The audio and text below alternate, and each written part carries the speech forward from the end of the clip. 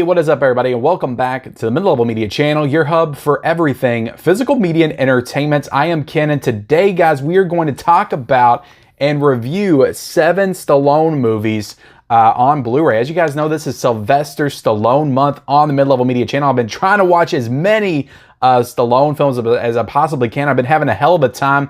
I've got, if you guys haven't checked them out yet, I have standalone reviews for Cobra, the Scream Factory edition of that, also Cliffhanger on 4K. I reviewed the entire Rambo franchise on 4K. I did a stream where I bought, or I attempted to buy every single Stallone film on Blu-ray and kind of let you guys know how much exactly that would cost. So definitely go check out that stream. But yeah, these are kind of like the odds and ends Stallone movies that I've been watching over the past few days. So I thought I would just lump them all together here and talk about them. I'm also going to do some shout outs as well for people that have been participating in Stallone month, because this is a community event. I wanted you guys to participate, and we have some people that put up some incredible videos on their channel just talking about Sylvester Stallone and talking about their collection and just their experience with his films and his filmography. So yeah, like I said, this is just kind of a wrap up of just the odds and ends. I am still planning a Rocky ranking on the channel, so I am going to be watching some of the Rocky films here soon, but these are kind of like my last, I guess was what you would say, like first time watches with the Sylvester Stallone reviews. And I'm also going to be doing a ranking of all of his films, like pretty much his entire filmography, because I'm not doing it alone. I've got 2 great dudes that are coming on to help me rank. I've got Planet CHH and Born to Be Rad's going to be coming on the channel next Tuesday night, April the 26th, to help me rank pretty much every single Sylvester Stallone film. We're going to be talking about, we're going to be ranking them together, and also including you guys in the chat as well. So definitely join us live 9 p.m. Eastern Standard Time on April the 26th. So yeah, guys, let's do the subscribe to my channel. Like this video, comment down below if you got any thoughts on these Stallone films that I'm going to cover, and let's jump right into it. And we're going to start with Demolition Man. So I watched this one. I actually did a review for this on my wife and I's channel, Married with Media, so you guys can go check that out. I usually have that link down below so you can check it out through there, but I also posted that review on my community tab. So yeah, this is probably maybe the first Sylvester Stallone movie I ever watched. I remember watching this at a very young age, probably 8 or 9. So I've always loved this movie. I've seen this probably like 100 times, like no joke. I used to watch this movie over and over again as a kid. Absolutely loved it. But this was the first time I had seen this probably since DVD. And yeah, probably been about 15 years since I've seen this movie. So way too long to go without watching Demolition Man. But look, it's definitely 90s cheesy sci-fi fun. But it's still a hell of a lot of fun. I really enjoyed rewatching this movie. Sly's awesome. He's just that classic heroic badass. I love Sandra Bullock in this movie as his sidekick. It's really kind of like a buddy cop film, really. Wesley Snipes as the villain is freaking fantastic. He's way over the top, way cartoonish, but he's awesome, and I love him in it. I love everybody in this movie. And it's just a really cool story, really cool setup. You know, you got a lot of funny jokes and gags, like the seashells and the Taco Bell winning the franchise wars. And there's a lot in this movie that just holds up.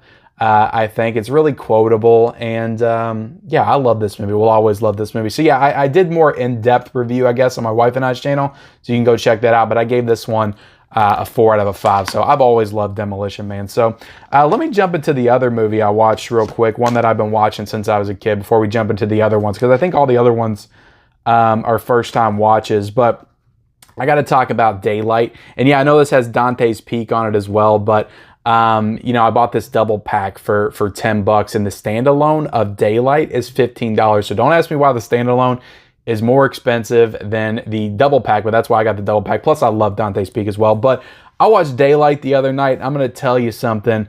I did not expect this movie to hold up as well as it did. I love this movie. I thought it was awesome. It's definitely one of the more underrated disaster films. And again, I've been watching Daylight. I don't know if I said that or not, but I've been watching Daylight since I was a kid. It was pretty much Demolition Man and Daylight were like my introduction to Stallone as a kid. Judge Dredd to an extent, but I didn't watch that one a whole lot. It wasn't really one of my favorites. But Daylight I love, because I just love disaster movies at that time. So I rewatched Daylight all the time, Dante's Peak. And yeah, Daylight it really surprised me. It held up really well. I love Stallone in this movie. I love the story. I love all the characters. Freaking Danielle Harris is in this movie. I completely forgot about that. You know, Viggo Mortensen's in this movie. His character is really fun. And yeah, I just like all the characters. The movie has some real emotional depth to it. Like, I found myself, you know, getting goosebumps, getting a little teary-eyed in some moments in this movie. And yeah, it really hit with those emotional beats, and it's just that classic disaster. If you guys haven't seen it, it's pretty much the tunnel under the Hudson River in New York. There's an accident with some like chemicals, and a car drives into them and basically blows up the tunnel, and all the survivors that are left have to be saved by Sylvester Stallone, who knows a little bit about the emergency evacuation plan. And this comes after he was like fired from the police force. So it's a good story. It's a really engaging story, and it's just, like I said, I like all the characters. I like Sly in this movie. It's just a good movie with some good disaster sequences. Like that whole tunnel blowing up in the beginning is really awesome, and it really will remind you, if you guys are big fans of Independence Day, remind you of the sequence when they blow up the buildings. And it came out the exact same year as Independence Day as well, but part of me feels like that's why people don't remember this as well, because it came out around the same time as Independence Day, and that was such a juggernaut of a blockbuster movie, and people just kind of forgot about this one. But definitely a hidden gem. With, like I said, some incredible, good set design as well. I just love the set design, some of the sequences where the tunnel's like, you know, blowing up around them and the water's rushing in. It's just got some good, like the whole sequence at the end where like she's holding on, she's like being sucked out of the tunnel. Like there's some really good sequences in this movie that really hold up. So I feel like I've been talking way too much about Daylight, but I love Daylight, and I was just so shocked that it held up as well as it did. So got to give Daylight a 4 out of 5. Again, really loved it. So those were my 2 childhood favorites. And also, I forgot to tell you all the price on Demolition Man, but you can get this on Amazon right now for really cheap, $6. So I highly recommend. The transfer on this, I'd say of all these Blu-rays I watched, the transfer on Demolition Man is actually pretty awesome. I want a 4K, but the transfer on this is pretty solid. It looked really good.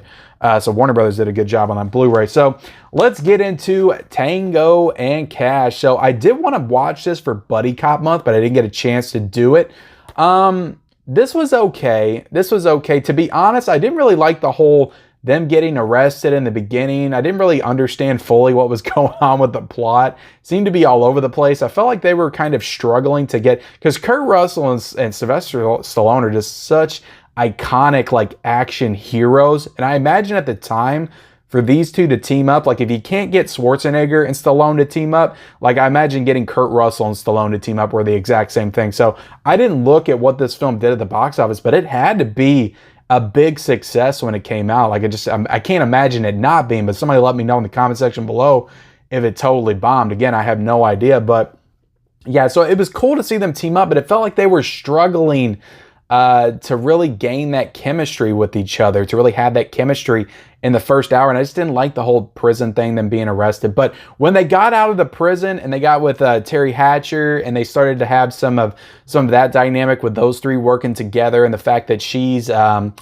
Sly's sister, and like you don't know that at first, and there's this whole sequence with her and Cobra. I thought all that stuff was really fun, and I thought they started to gain, I thought they started to develop a chemistry with each other in that second half of the movie. So I actually ended up enjoying the second half of the movie way more than the first half. And then you get more stuff with Jack Palance, who he's just, you know, I've been watching Jack Palance in a lot of movies lately where he's the villain. So I guess Jack Palance was like kind of typecast as a villain throughout most of his career, because he's a villain in Batman. That's the main movie I knew him from, Batman '89. But I watched him in Shane, and he's in Young Guns, and you know, Tango and Cash. So he's a good villain in this movie. And again, I like the second half a lot more than the first half. But if it would have kept going with the pace of the first half, I would not have enjoyed it at all. So I'll give this a, I think I gave this a 3. I think I gave this I might have given it a 2.5, but I think I gave it a 3.5. I think I gave it a 3 out of 5 because it did come around for me at the end. So Tango and Cash, I know a lot of you guys love this movie. Again, not taking away for you. I just don't have that nostalgia for it, but I understand the importance of this movie. It was definitely it was a fun movie. I liked it in the end. So, Tango and Cash was okay. Let me talk about Over the Top a little bit. Over the Top. Yeah, I'm trying to think of what I want to say about this. So I like the last 30 minutes. Again, with a lot of these movies, I feel like I'm saying I like the ending more than I like the beginning. But the whole thing with his kid, That kid's a horrible actor. He's so bad.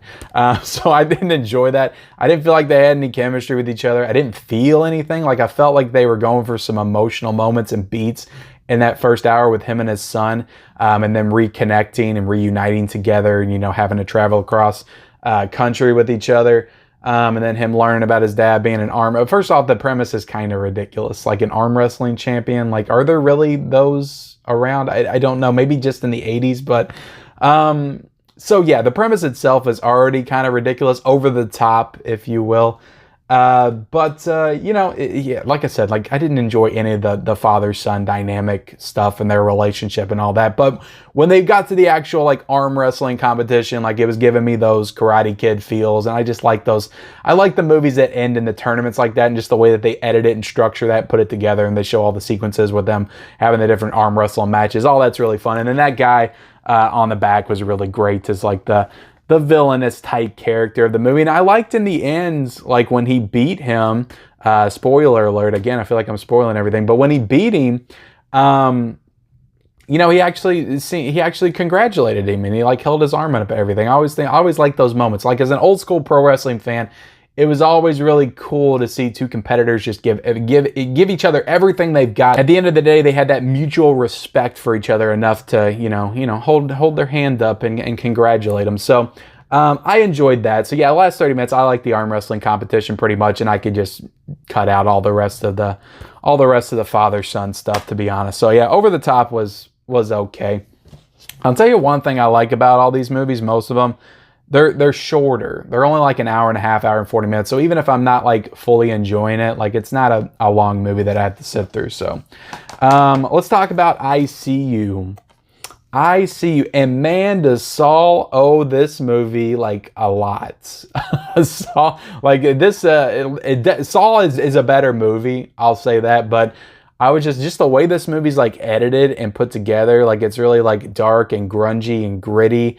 And the editing's, like, really trashy, and, like, the cuts are really weird and strangely constructed and put together, kind of like Saw. It just reminded me of that same, like, Saw type editing. And yeah, this is basically Saw with Sylvester Stallone, and it's kind of like a slasher too. I can see that, but it's kind of like Saw because he's calling him, and he has that voiceover thing. The movie has a really good cast. It's got a really good cast. It's got Jeffrey Wright, so it's got Commissioner Gordon from the new Batman movie. It's got Chris Christopherson in it, who was in Blade back in the day. I think the same year he did Blade 2. It's got Robert Patrick from Terminator 2 in it, T-1000 itself. It's got Stephen Lang in it, so the blind man from Don't Breathe, and he was in Avatar. He's in a lot of stuff. And Dina Meyer, who, you know, let me be honest here, I've had a crush on Dina Meyer since I saw her in the tent with Johnny Rico and Starship Troopers back in 1997. So it's just a shame that, you know, she's not in the movie too long. But yeah, so the cast is killer. Like, the cast is killer. But I think somebody told me this was a straight to video release, which I can definitely see. I can definitely see that. And I guess this was at the point in Stallone's career where he was kind of taking a dive a little bit, and then he brought himself back when he started to bring Rocky and Rambo back into the equation. I guess that's why he brought him back, because he was doing straight to DVD. He was almost going into the Travolta Willis trap, but he pulled himself out of it by writing some new Rocky and Rambo films. So yeah, I See You. It's an okay, like, horror thriller. There's a lot of horror elements in this, which I do enjoy. There's some cool, like, kill sequences and things like that. It's not terrible. Like, I didn't hate watching or anything, but it's definitely not top tier Stallone at all. So I gave that one, I think, a 2.5 out of 5, and I think that's fair. But I think this is probably the most expensive Blu-ray. I think this is like $17, but I actually got this for $5 in an MVD sale. So, and I didn't tell you what the over-the-top price is, and that's $10, I think. And then Tango and Cash you can get in a 3-pack Blu-ray. That's the best way to buy it. I got this at the pawn shop across the street, but the best way you can buy it is in that 3-pack with, I think, Assassins or maybe Cobra. I forget what it's in the 3-pack with. I think Demolition Man maybe, and something else, but that's 12 something for that. And yeah, I'm all over the place right now. I know it. I'm sorry. Let's talk about Nighthawks. This Shout Select title. This is Shout Select title number 6. I really enjoyed Nighthawks. I think out of all of the first-time watches for Stallone, out of all these Blu-rays, this was probably my favorite. For sure, this is a really good like thriller. This was right before he did First Blood, so it's a younger Stallone. But I enjoyed it. I enjoyed it. It was dark. It was gritty. It was thrilling. I love the filmmaking of it. Rutger Hauer in this movie is definitely the standout for me. Like, I love Stallone in it. It's also got Lando Calrissian in this movie. Billy D. Williams, who's awesome as well. Him and Stallone are kind of together. And they have a good, like, buddy cop dynamic and relationship as well, which I enjoyed. But Rutger Hauer is really the standout of this movie. So I really enjoyed him as the villain. The only thing that I'll say is I really enjoyed the movie the whole way through, but this does kind of call back. It was goofy in the beginning, it was goofy at the end, but Stallone dresses up like a woman in the beginning of the movie to kind of, as a disguise, to throw the criminals off and surprise them and kind of have the element of surprise.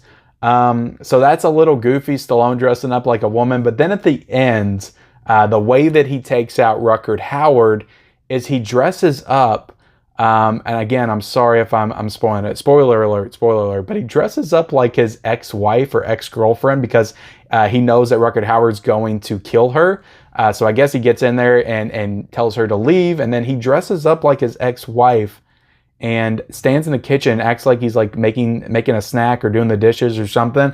And then Rutger Hauer comes in, and he flips around, and it's revealed he's pointing with Stallone. It's Stallone in a wig, and he shoots him. I think he either shoots him or he throws like a knife at him. I forget what it was, but anyway, just the way that it's staged and the way that he turns around reminded me of, if you're an Office fan, you got Dwight, who had all the wigs for everybody in the office, and there's like a sequence where he's turning around and he has the wig for everybody in the office, and he's like, I have a wig for everybody in the office just for such occasions, just for when I need to get the drop on somebody or the element of surprise. I almost wonder if he got that from this movie. But yeah, a very strange moment in an otherwise like serious, dark thriller. So, crime thriller. But yeah, it was a weird moment. But Nighthawks is really good. It's got some good special features on here as well, with like new interviews and stuff. So this is a really good transfer also. I highly recommend this Shout Factory release, Shout Select title. This is $20 on Amazon, and I do not regret purchasing it. But yeah, I just had to talk about that ending. And lastly, I'm going to talk about Lockup. Lockup was okay, but to be honest, it wasn't really what I thought it was going to be.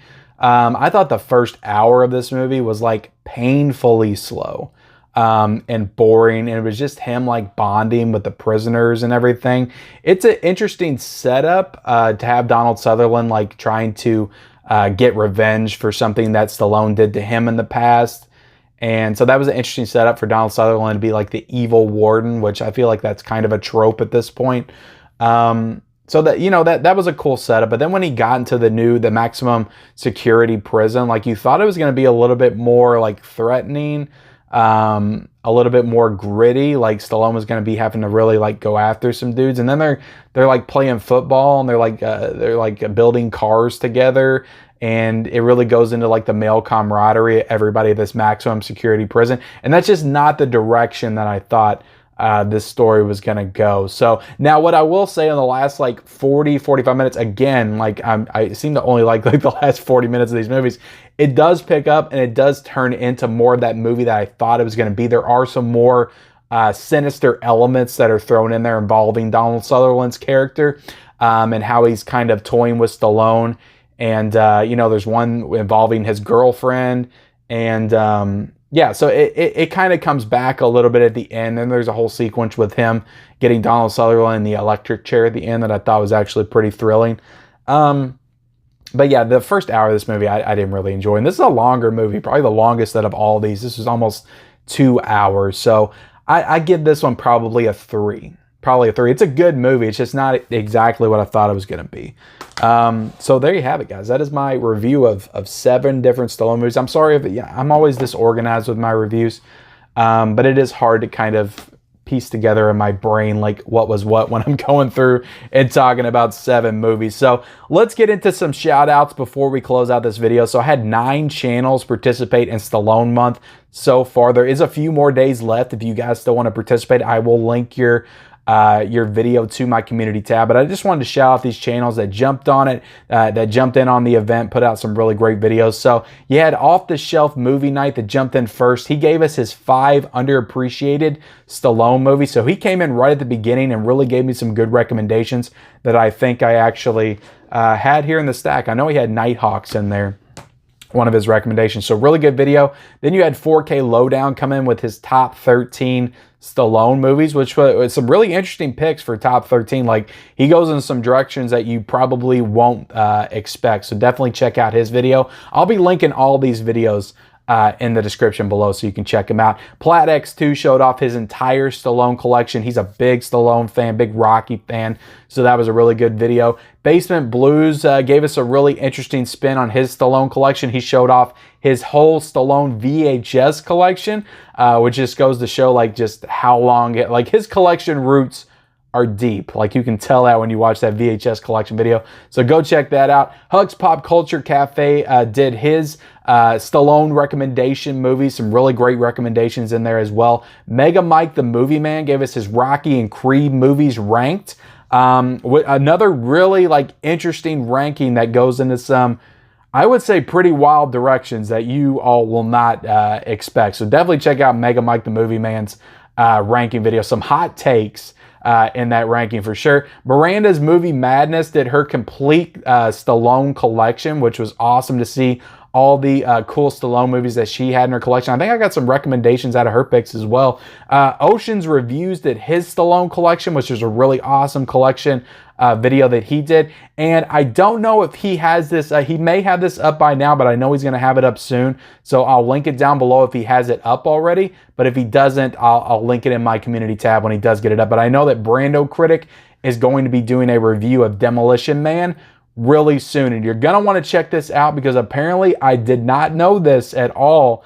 But when Demolition Man, and every single other country that viewed Demolition Man, Canada included, which is where he's from, the Pizza Hut replaces Taco Bell.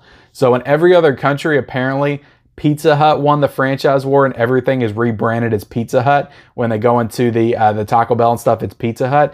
I had no idea. Did anybody else know about that? Comment down below. But I found that to be wild when he told me about that. So you're definitely going to want to check out his review of Demolition Man. Like I said, he may have it up already. He may not, but I'll link it down below or link it in the community tab when he gets it up. So there you have it, guys. That is my review of all 7 of these Stallone movies and also my shout outs for everybody. I hope you all enjoyed this. I've been really having a great time doing Stallone month. I'm going to be making my announcement for May very soon, so definitely look out for that as far as what the next theme is. So yeah, please like this video. Comment down below if you have any thoughts on my thoughts on these Stallone movies. Which one of all these that I covered is your favorite? Let me know in the comment section below. Also, be sure to subscribe to my channel if you haven't already. Like this video. Turn on those bell notifications. Follow me on all my social media accounts. Those links are in the description, and we'll see you next time.